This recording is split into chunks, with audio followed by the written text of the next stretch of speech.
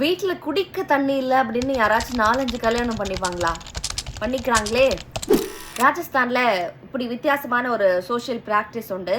அவங்க என்னன்னா, அவங்க ஊர்ல தண்ணிக்கு ரொம்ப ஒரு பஞ்சம் இருக்கு அப்படிங்கிற காரணத்தினால ஒரு ஆண் ஒன்றுக்கும் மேற்பட்ட கல்யாணம், அதாவது 2, 3, 4, 5 அப்படின்னு கல்யாணத்தை பண்ணிக்கிறாங்க.